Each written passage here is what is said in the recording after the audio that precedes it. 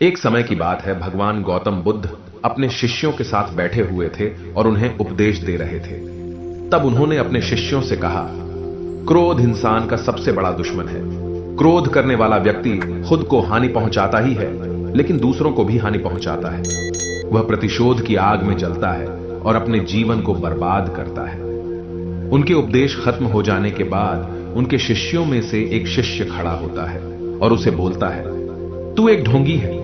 तेरी बातें मनुष्यों के रहन सहन से विपरीत है। तू जो भी कहता है उसे अपने जीवन में अनुसरण नहीं करता और दूसरों को यह सब करने कहता है। जब उसका वह शिष्य गौतम बुद्ध को उल्टी सीधी बातें कह रहा था, तब गौतम बुद्ध ने कोई प्रतिक्रिया नहीं दी और वे शांत बैठे थे।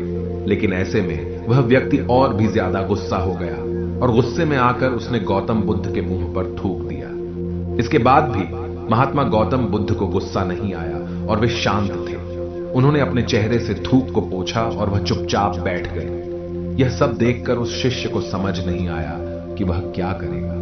गुस्से में आकर वह उस जगह को छोड़कर चला गया और अगले दिन अपने घर पहुंचा।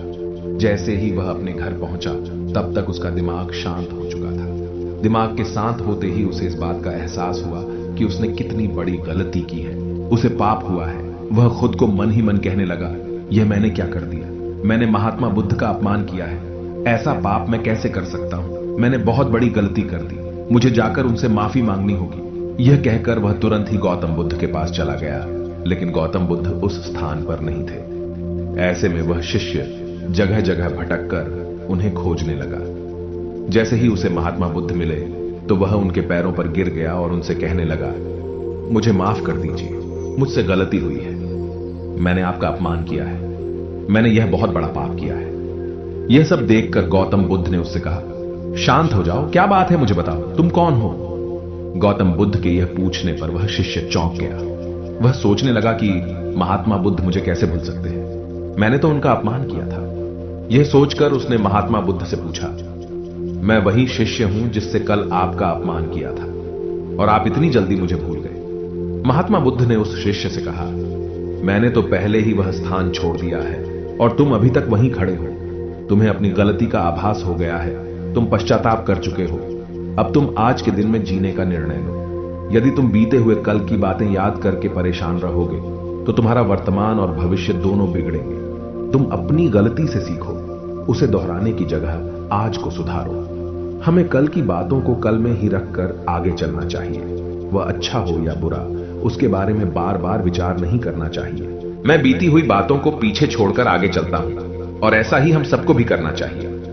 महात्मा बुद्ध की यह बातें सुनकर वह शिष्य और भी ज्यादा प्रभावित हुआ और उनसे बोला, मैं आज से आपकी हर बातों को माना करूंगा।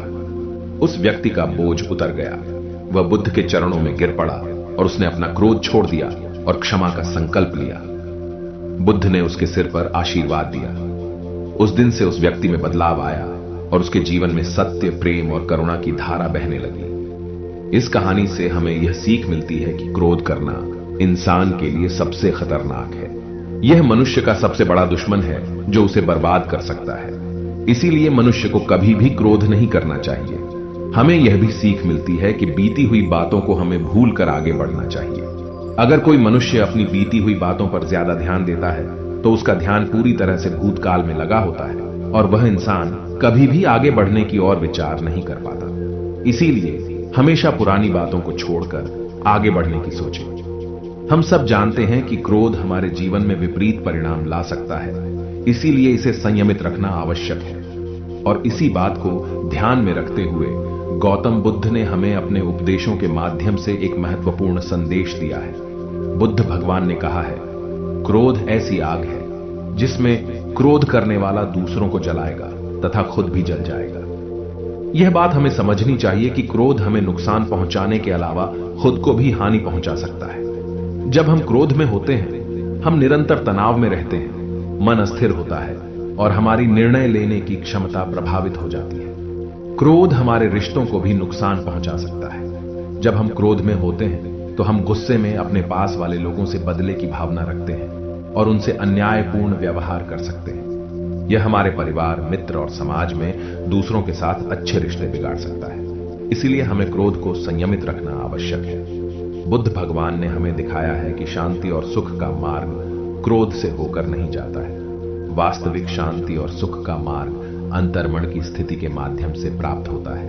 बुद्ध भगवान ने हमें यह भी सिखाया है कि हमें पश्चाताप करना चाहिए और गलतियों से सीखना चाहिए।